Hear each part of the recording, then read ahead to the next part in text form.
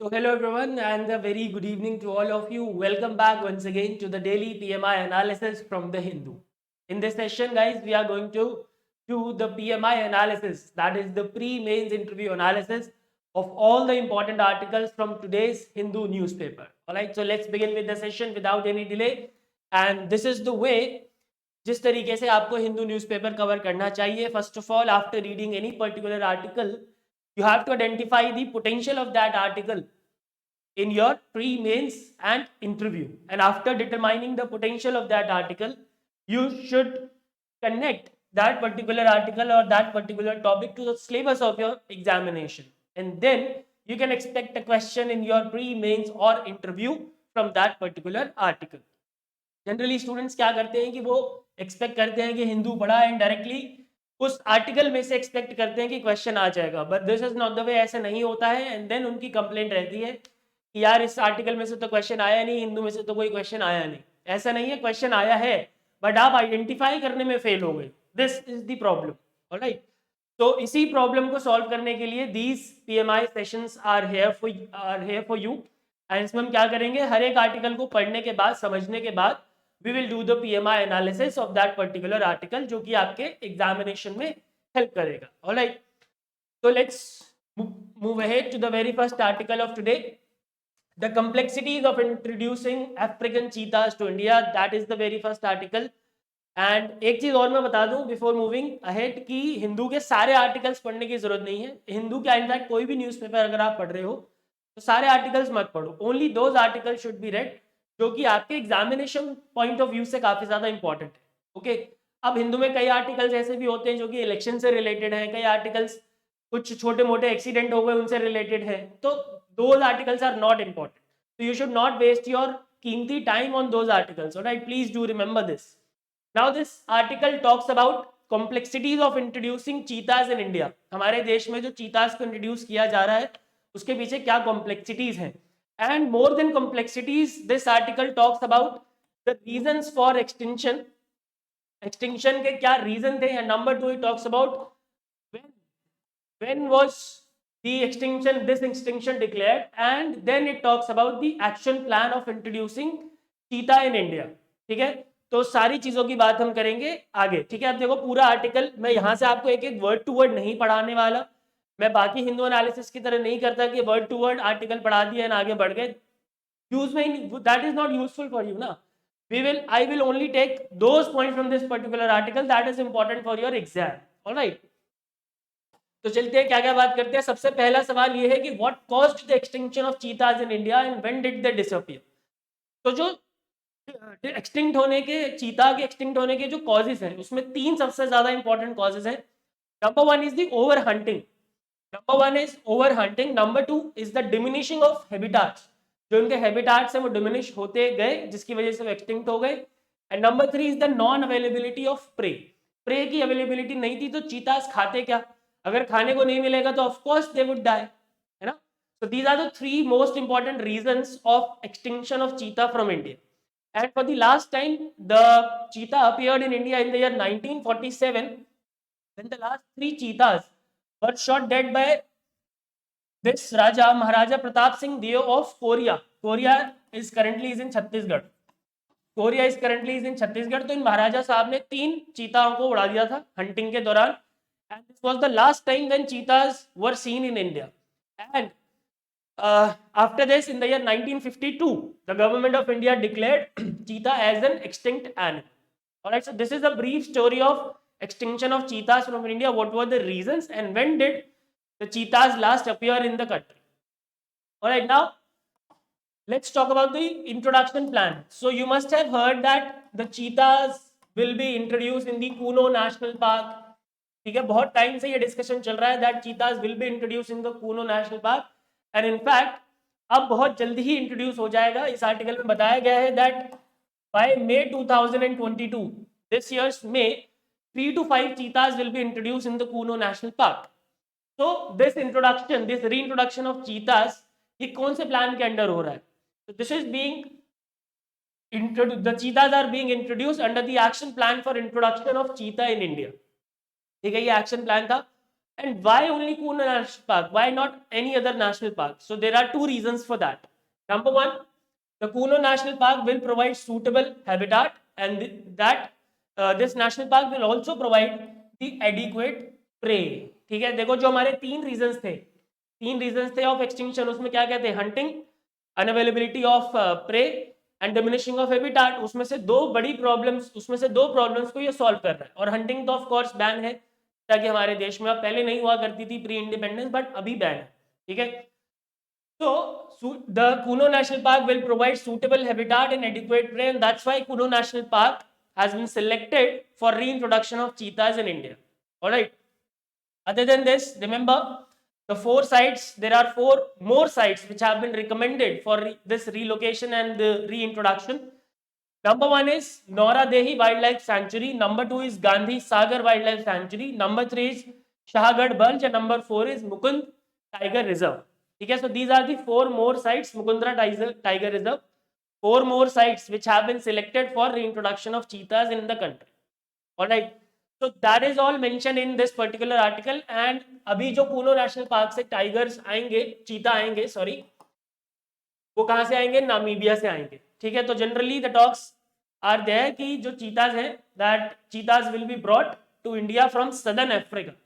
And please don't get confuse between southern Africa and South Africa. South Africa की बात नहीं हो रही है, सदर्न अफ्रीका की बात हो रही है। एंड जो पहली कंट्री है जहां से चीता आएंगे, दैट इज व्हाट? नामीबिया। और कहाँ पे आएंगे? कुनो नेशनल पार्क में। क्यों आएंगे मैंने आपको बता दिया। So that is all which is mentioned in this particular article. I hope this article is clear. And now let's move ahead to the very important part, that is the PMI analysis of this particular article, which is very, very important for your exam point of view. All right. So pre, mains और interview तीनों में इसका scope है अलग अलग। Number one, pre की बात करते हैं। Consider the following statements with respect to, one second, yes. Consider the following statements with respect to reintroduction of cheetahs in India, and you have to identify the correct or incorrect statement. So in this particular question, the statements can be like this. The cheetahs will be reintroduced, are being reintroduced in Kuno National Park. This statement would be correct. The cheetahs are being introduced from Namibia. So this statement would also be correct. So this type of statements can be given, and there are four more sites which have been identified for this relocation, reintroduction. So that statement would also be correct. So this type of statements can be given in your pre-examinations, and out of those you have to identify. You would have to identify the correct or incorrect statement. All right. Now talking about mains, तो इसका scope है GS3 Environment and Ecology में directly. ठीक है, अब देखो question कैसे बनेगा, बहुत इंटरेस्टिंग क्वेश्चन हो सकता है। Action plan for introduction of cheetah in India will lead to the majestic presence of cheetah in India. How will it impact the ecosystem? Now this, why government is doing this? क्या government को सपना आ रहा है? क्यों? पर चीता को हमारे देश में क्यों ला रहे हैं? क्या फर्क पड़ रहा है? एक दो रीजन मेरे दिमाग में जो अभी चमकते हैं वो ही ये। पहला तो ये फूड, जो हमारी फूड साइकिल होती है, फूड चेन होती है, उसको कंप्लीट करेगा। जहाँ पे भी चीता मिसिंग है, वहां पे जब चीता आ जाएगा तो जो फूड चेन है हमारी वो कंप्लीट हो जाएगी। Number one.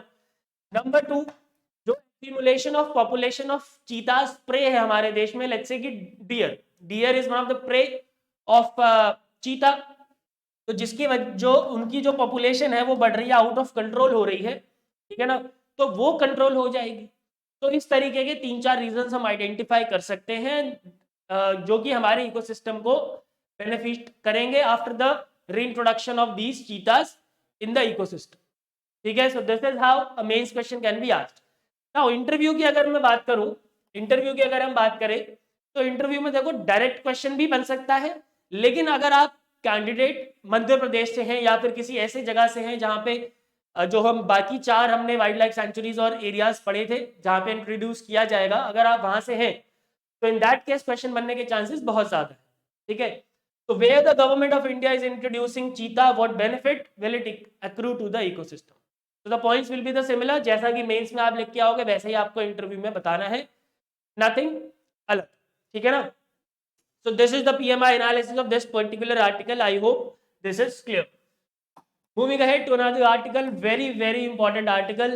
Japan still hopes India will join RCEP, Regional Comprehensive Economic Partnership, which is the largest world's largest trade agreement among 15 nations. I hope ये आप सबको पता है, RCEP is the world's largest trade deal between among the 15 nations, ठीक है, और 10 इसमें से आसियान कंट्रीज है, 5 और है। Now this article, the relevance of this article is बहुत ज्यादा, ठीक है, बहुत ज्यादा सिग्निफिकेंस है इसका। तो बेसिकली इस आर्टिकल में बताया गया है कि जो जापान है वो अभी भी उम्मीद रखता है कि इंडिया RCEP को ज्वाइन कर लेगा। इनफैक्ट इसने ये बताया, इस आर्टिकल में एक मेंशन्ड है कि अगर इंडिया RCEP को ज्वाइन करता है तो how it will benefit India, कैसे बेनिफिट करेगा। तो इसमें बताया है क्योंकि 15 नेशंस हैं, ठीक है, और अगर इंडिया भी जुड़ जाएगा तो 16 नेशंस हो जाएंगी, तो इंडिया के पास जो सप्लाई चेन की प्रॉब्लम है वो सॉल्व हो जाएगी, सप्लाई चेन की जो प्रॉब्लम है वो सॉल्व हो जाएगी, ठीक है। और इसमें जो जापान के cabinet secretary for public affairs हैं उन्होंने बोला है कि अगर इंडिया RCEP में ज्वाइन होने के लिए नेगोशिएट करने के लिए तैयार है तो Japan is ready to take that lead. Japan जो है वो आगे बात करने के लिए तैयार है अगर इंडिया चाहेगा कि वो RCEP में आना चाहे तो। ऑलराइट, तो इस आर्टिकल में ये मेंशन है कि जापान को अभी भी होप है कि वो RCEP को ज्वाइन कर लेगा। इससे ज्यादा कोई बहुत ही इंपॉर्टेंट चीज नहीं है, बट यस इंपॉर्टेंट हमारे लिए बन जाता है RCEP कि RCEP क्या है और इंडिया ने क्यों इससे एग्जिट लिया था। Alright, so let's talk about that. RCEP, I hope guys आप सबको याद होगा, it is a trade deal between ASEAN nations and these 5 countries: China, Japan, South Korea, Australia and New Zealand. And not only Japan, Australia is also looking forward towards India कि India भी RCEP को join कर ले, ठीक है। It came into effect on 1st January 2022 and that's why this is very important because it came into force in this year only. 1st January 2022 से ये force में हुआ है, एनफोर्स हुआ है। It is the world's largest trade deal, as I already told you, and it represents about 30% of the global GDP, and that is why it is said that it is the world's largest trade deal. All right. And what are the objectives of this particular deal? So basically, ये जो deal है ये क्या करता है, जो trade है उसको ओपन कर देता है, टैरिफ्स को लो कर देता है, एक्सपोर्ट को बढ़ावा देता है। All these things are included in this particular trade deal, right. And यही चीजें जापान ने बोली हैं कि ये सारी चीजें इंडिया को फायदा देंगी, that's why India should join RCEP। Now you must be wondering कि इंडिया ने RCEP क्यों छोड़ दिया था, इंडिया ने RCEP से एग्जिट क्यों लिया, what was the reason. Reason था चाइना के साथ ट्रेड इम्बैलेंस जो हमारा ऑलरेडी चल रहा है। देखो चाइना के हमारे देश में, हमारा देश जो है चाइना की गुड्स की बहुत बड़ी मार्केट है, ठीक है। हालांकि अभी कुछ टाइम से गवर्नमेंट ऑफ इंडिया ने मेक इन इंडिया के थ्रू और आत्मनिर्भर भारत के थ्रू काफी ज्यादा उसके ऊपर रोक लगाई है, but still India is a huge market for Chinese goods. RCEP के आने के बाद क्या होता कि चाइना की जो गुड्स है उसकी मार्केट इंडिया की वो और ज्यादा एक्सपैंड हो जाती, और जो हमारा ट्रेड इम्बैलेंस जो कि ऑलरेडी चल रहा है विद चाइना वो और ज्यादा इम्बैलेंस हो जाता। So that's why India decided to take an exit from RCEP. But yes, अभी भी जो बाकी 15 नेशंस हैं एक्सेप्ट चाइना, इनफैक्ट चाइना को भी होप है कि अगर इंडिया आ जाएगा तो अच्छी बात हो जाएगी, but let's see India future में क्या करता है, राइट। बट जब 2012 से ये बनना शुरू हो रहा था, RCEP शुरू हो रहा था, तब तक इंडिया का यही स्टैंड था कि yes will definitely join the RCEP, but in the year 2019 the government led by prime minister Narendra Modi, उन्होंने डिसाइड किया कि हम RCEP में नहीं जाएंगे because of these reasons which I have mentioned here, alright. So I hope this article is clear and RCEP is clear now. A very important part and that is the PMI analysis is very very important. Pre की बात करें तो direct question RCEP के provision से बन सकता है, direct question बन सकता है RCEP के प्रोविजन से। Consider the following statements with respect to RCEP and you have to identify the correct or incorrect statement. Now statements can be like this: it came into force on 1st January 2020. So this would be incorrect statement, right? Because it came into force on 1st January 2022. USA is also the signatory of RCEP. Yeah, USA is also member of RCEP. Again, incorrect because USA is not the member. There are 20 nations in RCEP, 20 member nations in RCEP. Incorrect because there are 15 nations. So these type of statements can be given. अब देखो एक चीज मैं बता देता हूँ, generally आप लोगों की कंप्लेंट रहती है, स्टूडेंट्स की कंप्लेंट रहती है कि यार स्टेटमेंट बहुत डीप था, इतने डीप में थोड़ी पढ़ा जाएगा। स्टेटमेंट डीप नहीं था, आपकी प्रिपरेशन इनफ नहीं थी, ठीक है। स्टेटमेंट बिल्कुल सही था अपनी जगह पे। अब जितनी चीजें हमने यहाँ पे पढ़ी है इनमें से कोई चीज अगर आपको डीप लग रही है तो बता दो, और इसी में से क्वेश्चन बनता है, ठीक है ना। उसी तरीके से आपका प्री में भी कोई क्वेश्चन बहुत ज्यादा डीप नहीं होता, because it is a generalist exam. I agree, एक दो तीन चार क्वेश्चन हो सकते हैं ऐसे जो कि थोड़े से अजीब हो, तो वो होने भी चाहिए ना यार, इंडिया का टफेस्ट एग्जामिनेशन है, इतना तो बनता है ना। मेंस में आ जाओ, मेंस में इसका रेलेवेंस है direct GS two international relations.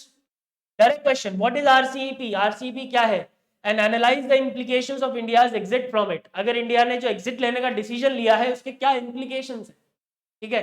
And same question can be asked in to you in the interview, what do you think of India stand of taking an exit from RCEP. India ने जो RCEP से exit लिया है उसके पीछे आपके क्या views है, बताओ क्या फायदा है क्या नुकसान है।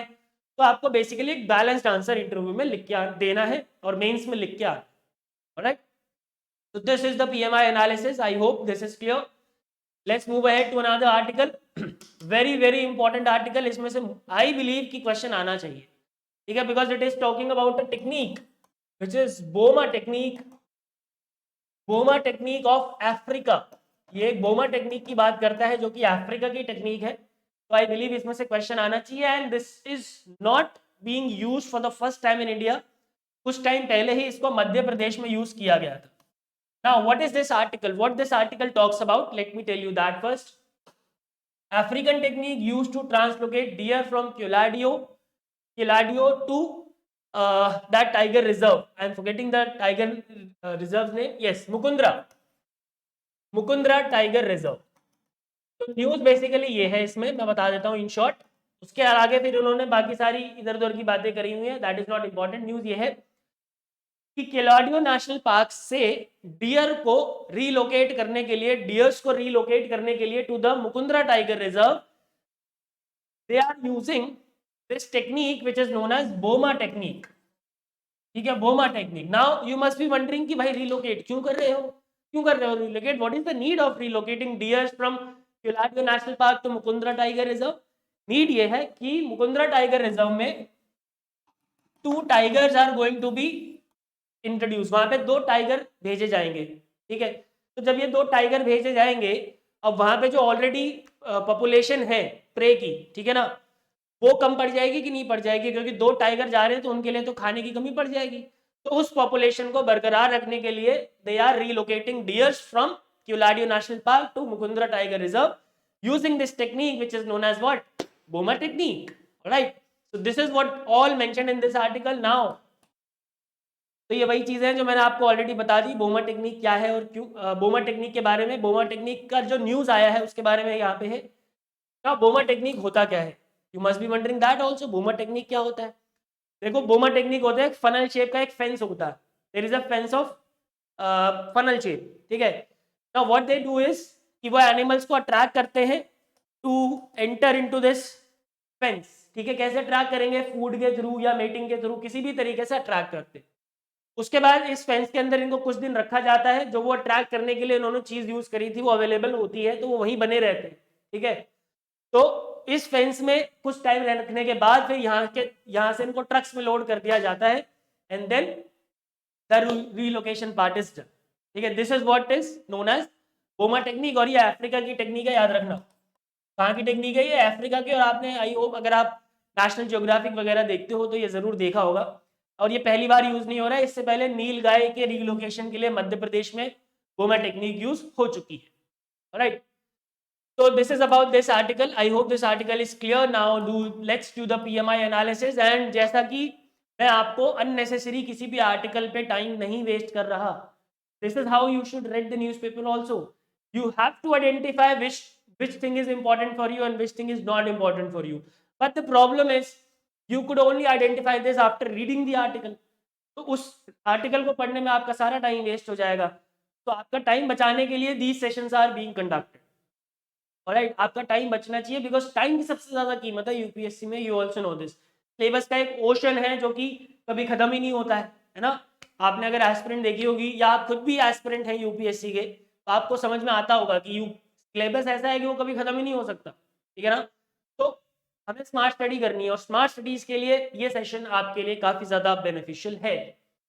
And now the PMI analysis, direct question pre में बनेगा बोमा टेक्निक पे, भाई बहुत इंपॉर्टेंट है। एनवायरमेंट से डायरेक्ट, एनवायरमेंट के बहुत सारे क्वेश्चन आते हैं ना, है ना। तो बोमा टेक्निक से क्वेश्चन क्यों नहीं आना चाहिए? बिल्कुल आना चाहिए, राइट। तो बोमा टेक्निक पे स्टेटमेंट क्या हो सकते हैं? This technique belongs to Africa, बिल्कुल सही स्टेटमेंट है ना। This technique is use for the very first time in India while relocating deers from Keoladio National Park to Mukundra Tiger Reserve. तो would that statement be correct? तो क्या correct होगी? नहीं, incorrect होगी, बिकॉज पहली बार कहां पे यूज हुआ था? मध्य प्रदेश में हुआ था। तो this type of statements can be given, और उसमें से you would have to identify the correct और इनकरेक्ट स्टेटमेंट, जो भी क्वेश्चन की डिमांड है। नाउ मेंस में आ जाओ। Again GS3 environment and ecology का है ये, ठीक है। आपको आइडेंटिफाई करना पड़ेगा ना कि भाई मैं पढ़ तो रहा हूं, पर मैं सिलेबस में है भी कि नहीं है, जबरदस्ती तो नहीं पढ़ रहा मैं। Question can be like this. देखो अब इसमें क्या है कि बोमा टेक्निक क्या है, इस पे मेंस में क्वेश्चन बनना थोड़ा सा मुश्किल है, क्योंकि अब मेंस में कभी भी एक पर्टिकुलर इस पे क्वेश्चन नहीं आता, एक ओवरऑल क्वेश्चन आता है। तो उस ओवरऑल क्वेश्चन में you can make use of this boma technique while you are writing an answer, any answer on conservation of wildlife or anything related to wildlife, then you can use this technique in your answer. And mains में, interview में तो सीधा सीधा अगर मान लो कि कोई बंदा पैनल में बैठा है जो कि साइंस फील्ड से है या फिर इस फॉरेस्ट फील्ड से है, तो डायरेक्टली आपसे पूछ लेगा, हाँ भी बताओ बोमा टेक्निक क्या है, अभी न्यूज़ में चल रही थी। और न्यूज़ में जो चीज़ें होती हैं उससे क्वेश्चन बनते ही है इंटरव्यू में, आपने देखा ही होगा। तो बोमा टेक्निक पे क्या क्वेश्चन बन सकता है, ठीक है। आप देखो बोमा टेक्निक, जब तक आपने पढ़ा नहीं है कि boma technique for capturing the animals use होता है, तब तक आप अंदाजा भी नहीं लगा सकते ना भाई, right. So you have to you have to have a deep understanding of any particular topic, only then you would be able to give the correct answer. All right, so I hope this is clear. Now let's move ahead to editorial. Editorial में आज हम दो article लेंगे, जिसमें से जो पहला वाला आर्टिकल है ये बहुत इंपॉर्टेंट है। इसमें ना बहुत सारी चीजें इन्होंने दे दी हैं। सुब्रमण्यम स्वामी ने लिखा है, बीजेपी के हैं, आपने इनका नाम जरूर सुना होगा, नहीं भी सुना तो दैट इज नॉट इंपॉर्टेंट। इनका नाम इंपॉर्टेंट नहीं है, जो इन्होंने लिखा है वो इंपॉर्टेंट है। शेक्सपियर ने कहा था ना कि नाम में क्या रखा है, तो बिल्कुल वही बात है, राइट। तो India stand on Ukraine war is tragic. Now इस आर्टिकल में क्या क्या है मैं आपको ब्रीफ दे देता हूं, then we will move ahead towards discussion of this article. इस आर्टिकल में ये बताया है, पहली बात तो शुरुआत यहाँ से हुई है कि जो आईसीजे में अभी रिसेंटली एक जजमेंट आया है, जिसमें जजमेंट क्या, एक ऑर्डर आया है जिसमें आईसीजे ने बोला है रशिया को कि जल्द से जल्द अपनी इस वॉर को खत्म करो, ठीक है। जिसमें कि इंडिया के जो जज हैं उन्होंने भी रशिया के अगेंस्ट वोट कर दिया है। तो शुरुआत वहां से हुई, नंबर वन। उसके बाद यहाँ पे बताया गया इस आर्टिकल में कि अगर जो इंडिया का जो स्टैंड है एब्सटेन करने का on all the international forum, voting में हम एब्सटेन कर रहे हैं ना हर जगह, तो उसके क्या इंपैक्ट हो सकते हैं इंडिया के ऊपर, ठीक है। नंबर थ्री, इसमें बताया गया है कि रशिया कौन कौन से कन्वेंशंस का ब्रीच कर रहा है अपना, जब रशिया ने अटैक कर रखा है यूक्रेन पे, तो कौन कौन से कन्वेंशंस का, कौन कौन से एग्रीमेंट का ब्रीच हो रहा है, ठीक है। तो let's move ahead to this article, very very interesting article, बहुत कुछ जानने को मिलेगा इसमें आपको, तो प्लीज ध्यान से सुने। सबसे पहली बात इसमें वही है, the Hague based International Court of Justice that is ICJ directed Russia to halt the war immediately. But मैं आपको एक बात बता दूं, इंटरनेशनल लॉज जितने भी होते हैं, चलो आगे बात करेंगे।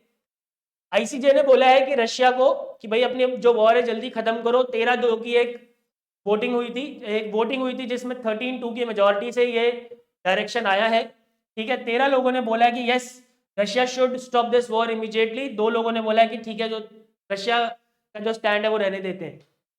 अब इसमें जो सबसे कमाल की बात हमारे लिए है वो ये है, जस्टिस दलवीर भंडारी जो कि इंडिया के जज है वहां पे, उन्होंने भी रशिया के अगेंस्ट वोट कर दिया है, in spite of this fact कि हमारी गवर्नमेंट का स्टैंड हमेशा हर जगह पे क्या है, एब्सटेन रहने का है, ठीक है। तो इससे बहुत बड़ी कंट्रोवर्सी खड़ी हो गई है कि यार आप इंडिया का जो जज है वो तो ये कह रहा है आईसीजे पे, आप कुछ और कह रहे हो, तो क्या समझे हम, क्या अब इंडिया ने अपना स्टैंड बदल लिया है? नहीं। इसका जवाब देते हुए मिनिस्ट्री ऑफ एक्सटर्नल अफेयर्स ने बोला है कि भाई देखो, जो जस्टिस भंडारी का वोटिंग है, तो जो आईसीजे में जो जज वोट करते हैं, they vote in their individual capacity, तो इसलिए वो जस्टिस भंडारी का इंडिविजुअल ओपिनियन है, वो गवर्नमेंट ऑफ इंडिया का ओपिनियन ना माना जाए। गवर्नमेंट ऑफ इंडिया का ओपिनियन अभी भी वही है कि हम अब्सटेन करते हैं इंटरनेशनल फोरम से, इंटरनेशनल फोरम में वोटिंग देने से। Alright, I hope this is clear. इसके अलावा इस आर्टिकल में एक बहुत अच्छी बात बोली हुई है, ये मेरे को बहुत अच्छी बात लगी, बट अगेन मैं ये कहूंगा कि इंडिया का जो स्टैंड है वो बहुत ही अच्छा है। नॉन अलाइनमेंट मूवमेंट, जो नॉन अलाइंड रहने का जो हमारा स्टैंड रहता है वो हमेशा आगे फायदा देता है हमें। ऑलराइट, तो नंबर 1 विद इंडिया स्टैंड। देखो इसमें ये वाली बात अच्छी बोली है कि इंडिया का जो स्टैंड है कि हम एब्सटेन रहेंगे, नाम रशिया की तरफ है, नाम रशिया के अगेंस्ट है। तो बेसिकली यहाँ पे ये कंसीडर करा जा रहा है कि इंडिया रशिया की तरफ है, अगर वो उसके अगेंस्ट नहीं है तो इंडिया की तरफ है। जो भी ये नेशंस हैं, यूरोपियन नेशंस हो गए, यूएसए हो गया, they all are considering that India is with Russia. If India is not against Russia then India is with Russia, ये माना जा रहा है।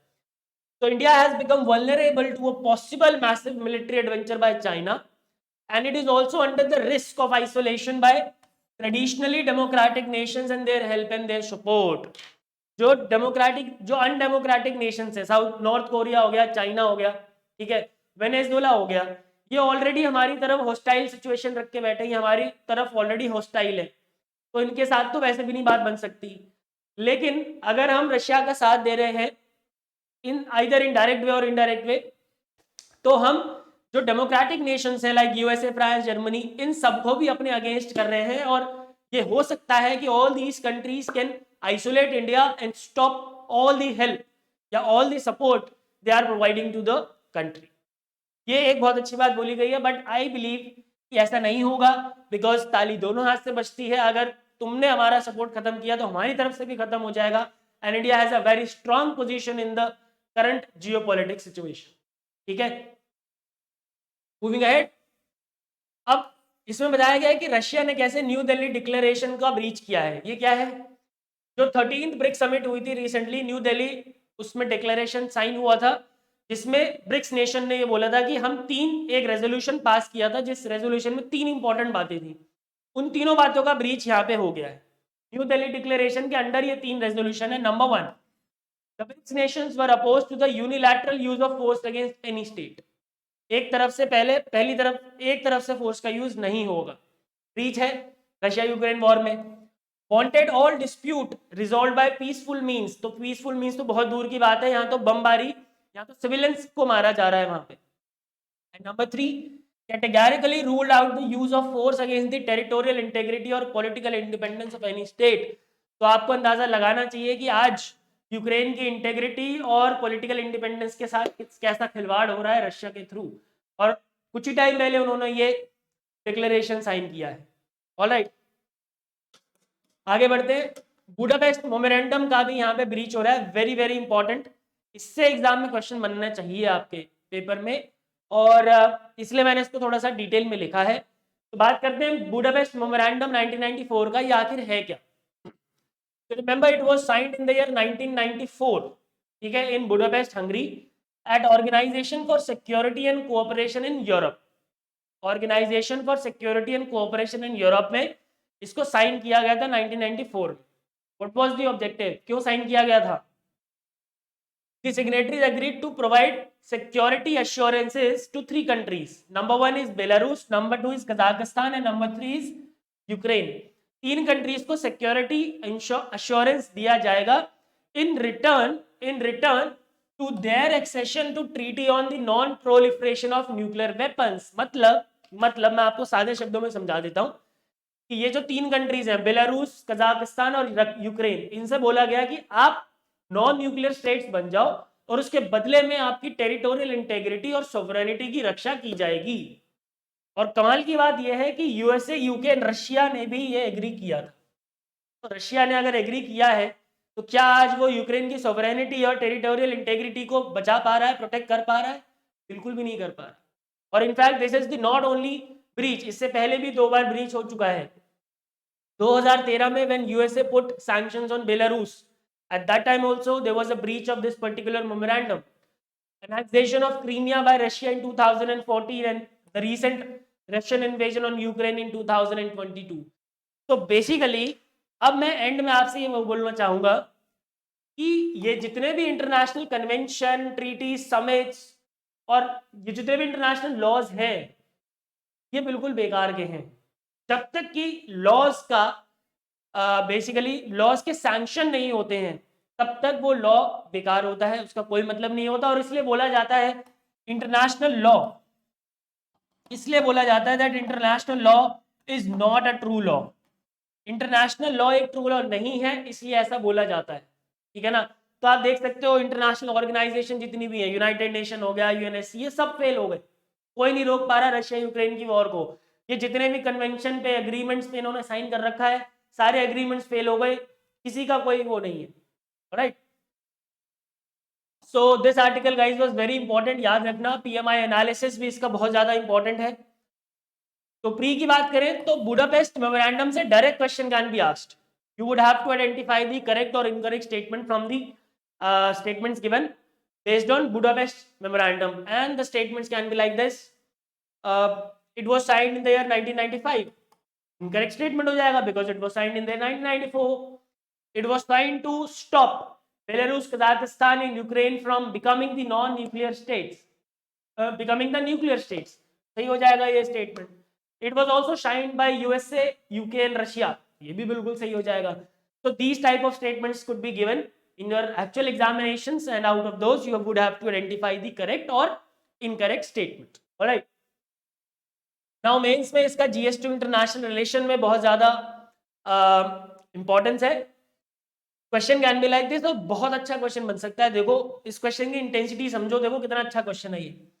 The sovereignty and territorial integrity of weak nation is protected until it is favoring the developed nation, discussed in the light of Budapest Memorandum and its breaches। तो आप सबने ये देख लिया होगा अब तक में इस रशिया यूक्रेन की वॉर में, या इससे पहले जो यूएसए ने ईरान के ऊपर चढ़ाई करी थी, या सऊदी अरेबिया ने यमन के ऊपर चढ़ाई करी थी, या इजराइल ने फलस्तीन के ऊपर अटैक किया था, अफगानिस्तान में ये घुस गए थे कौन है, तालिबानी। इन सभी से हमें ये पता चलता है कि किसी भी देश की सोवरेनिटी और इंटेग्रिटी तभी तक बची हुई है जब तक कि वो बाकी देशों को फायदा दे रहा है। अगर नहीं दे रहा फायदा तो बात खत्म। इंडिया की तरह हर कोई नहीं है कि पाकिस्तान पे कल को हम चढ़ने लग जाए, ऐसा हम कभी नहीं करते। इंडिया की जो पीसफुल रहने वाली जो ट्रीटी है ना, ये बहुत ही कामयाब ट्रीटी है, और अगर ऐसी पॉलिसी हर एक देश के हो तो फिर ये दुनिया अलग ही होगी। इंटरव्यू में do you think that international laws, convention, summits and memorandum should be made binding on the nations? क्या ये बाइंडिंग कर देने चाहिए? तो इसके रिस्पेक्ट में मेरा व्यू ये है कि देखो बाइंडिंग डायरेक्टली तो नहीं कर सकते, ठीक है, क्योंकि हर स्टेट की अपनी सॉवरेनिटी होती है, अपनी टेरिटोरियल इंटेग्रिटी होती है, और इसलिए वो स्टेट फ्री है लॉ बनाने के लिए जो कि उसके ज्योग्राफिकल कंडीशंस, उसकी पॉलिटिकल कंडीशंस, उसके इकोनॉमिक कंडीशंस को सूट करता है। But at the same time I would say कि इंटरनेशनल लॉज और नेशनल लॉज में थोड़ा सा कन्फ्लुएंस होना चाहिए, जिससे कि इंटरनेशनल लॉज के थोड़े बहुत भी अगर प्रोविजंस एप्लीकेबल हो गए तो वो भी एक काफी सक्सेस माना जाएगा। Alright, so this is how you can give a good answer in your interview. Moving ahead to the last article for today, two freedoms and the hijab in our midst. देखो भाई ऐसा है, कोई भी controversial topic मैं discuss नहीं करूंगा यहाँ पे, ये बहुत ही कंट्रोवर्शियल टॉपिक है। इसमें जो लीगल एंगल है या जो कॉन्स्टिट्यूशनल एंगल है, I would only discuss that. इस आर्टिकल में ये बताया गया है कि भाई देखो जो हमारा right to freedom of religion है या जो सेक्युलरिज्म है, वो दो चीजों की बात करता है। एक तो ये कि a person is free to profess his और हर रिलीजन, मतलब right to freedom of religion. और नंबर टू, ये आर्टिकल कह रहा है कि स्टेट का कोई रिलीजन नहीं होगा, state will not have any religion. तो क्या ये कॉन्ट्रडिक्शन है? ठीक है, और यही क्वेश्चन मैंने रखा है, क्या ये कॉन्ट्रडिक्शन है? पहली चीज इसमें ये बोली गई है। दूसरी चीज, ये आर्टिकल पूरी तरीके से क्रिटिसाइज करता है कर्नाटका हाईकोर्ट के जजमेंट को, बट हमें ऐसा एग्जाम में बिल्कुल नहीं करना होता। मैंने आपको पहले भी बताया है, गवर्नमेंट की किसी भी मशीनरी को आपको आउटराइटली क्रिटिसाइज नहीं करना है। If you are doing a constructive criticism of any judgment of any act or any policy, then you have to give the solution for that also ना। ऐसे थोड़ी आईएएस बन जाओगे आप। आईएएस प्रॉब्लम आइडेंटिफाई करने के लिए नहीं बनोगे, आप आईएएस बनोगे प्रॉब्लम्स का सोल्यूशन देने के लिए, ठीक है। और अगर आपने प्रॉब्लम आइडेंटिफाई कर ली तो you should have some solutions for that, right. तो इसमें जो क्वेश्चन मैंने बनाया है वो ये है, not relevant for pre and interview, mains में ये रेलेवेंट हो सकता है जीएस2 पॉलिटी में। क्वेश्चन ऐसा बन सकता है, देखो, being a secular state has dual meaning, a person is free to practice a religion and state does not have its own religion, isn't it a contradiction? Comment। तो ये contradiction नहीं है। क्यों नहीं है मैं बताता हूँ। क्योंकि कॉन्स्टिट्यूशन ऑफ इंडिया, मैंने पिछली क्लास में भी ये बताया था, कॉन्स्टिट्यूशन ऑफ इंडिया आर्टिकल 25 में ये कहता है कि ठीक है सर, आपके पास right to freedom of religion है, जिसमें आप कोई भी रिलीजन प्रोफेस कर सकते हो, प्रैक्टिस कर सकते हो, है कोई दिक्कत नहीं है, but the states have all the right to put certain reasonable restrictions on certain grounds. Certain grounds के ऊपर स्टेट रीजनेबल रेस्ट्रिक्शंस रख सकता है to maintain the public order, to maintain the morality, to maintain the health and to maintain other provisions of the fundamental rights, right. इसीलिए ये contradiction नहीं है। इस तरीके से आपको ये पूरा आंसर लिख के आना है सुंदरता से, alright. So that's it for the session today. I hope all the articles and their PMI analysis are clear. Now इस आर्टिकल को, इस सेशन को देख के आपको समझ में आ गया होगा कि आपके सारे आर्टिकल के ऊपर टाइम वेस्ट नहीं करना है, एंड इन आर्टिकल्स पे भी टाइम मत वेस्ट करो, सेशंस देखो आगे यार, सारा काम हो रहा है यहाँ पे, ऑलराइट। तो if you have enjoyed this session, hit the like button and अपने दोस्तों यारों बंधुओं को बता दो कि सेशन चल रहे हैं PMI analysis from the Hindu, आके देखें और फायदा उठाएं। Thank you so much for watching. I'll see you in the next session tomorrow. Goodbye, take care, and God bless.